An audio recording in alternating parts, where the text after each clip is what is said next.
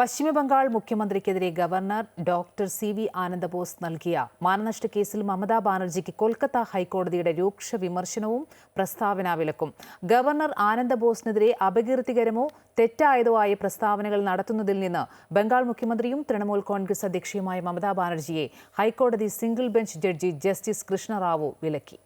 ഒരു വേദിയിലും ഇത്തരം പരാമർശങ്ങൾക്കെതിരെ സ്വയം പ്രതിരോധിക്കാൻ കഴിയാത്ത ഭരണഘടനാപരമായ അധികാരിയാണ് ഗവർണറെന്നും അപകീർത്തികരമായ പ്രസ്താവനകൾ നടത്തുന്നതിൽ നിന്ന് പ്രതികളെ തടഞ്ഞില്ലെങ്കിൽ അത് ഗവർണർക്ക് നികത്താനാവാത്ത നഷ്ടവും പരിക്കും ഉണ്ടാക്കുമെന്നും ചൂണ്ടിക്കാട്ടിയാണ് കൊൽക്കത്ത ഹൈക്കോടതിയുടെ ഇടക്കാല ഉത്തരവ്.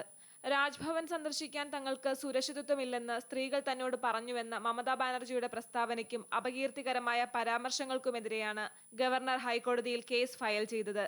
മുഖ്യമന്ത്രിക്ക് പുറമെ 2 TMC MLA-മാരും TMC നേതാവ് കുനാൽ ഘോഷിനെയും കേസിൽ പ്രതി ചേർത്തിട്ടുണ്ട്. സത്യം വിജയിക്കുമെന്ന് പ്രതികരിച്ച ഗവർണർ ആനന്ദ് ബോസ് മമതാ ബാനർജിയുടെ പാതയിൽ ദൈവം വെളിച്ചം വിന്യസിക്കാൻ പ്രാർത്ഥിക്കുന്നതായി കൂട്ടിച്ചേർത്തു. ബംഗാൾ ജനതയെ സേവിക്കുന്നതിനായി താൻ സ്വയം സമർപ്പിക്കുന്നുവെന്നും അദ്ദേഹം പറഞ്ഞു. Truth will triumph.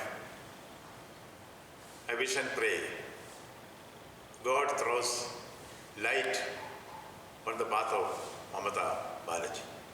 I dedicate myself and the service for the people of Bengal. Governor ഒരു ഭരണഘടനാ അധികാരിയാണ്. സോഷ്യൽ മീഡിയ പ്ലാറ്റ്ഫോമുകളുടെ പ്രയോജനം ഉപയോഗിച്ച് തനിക്കെതിരെ മുഖ്യമന്ത്രിയും മറ്റുള്ളവരും നടത്തുന്ന വ്യക്തിപരമായ ആക്രമണങ്ങളെ നേരിടാൻ അദ്ദേഹത്തിന് കഴിയില്ല. ഗവർണർക്കെതിരെ ആരംഭിച്ച ക്രിമിനൽ പരാതി കോടതിയുടെ പരിഗണനയിലാണെന്ന് മമതാ ബാനർജിക്കും മറ്റുള്ളവർക്കും അറിവുണ്ടായിരുന്നു എന്നും കോടതി ചൂണ്ടിക്കാട്ടി.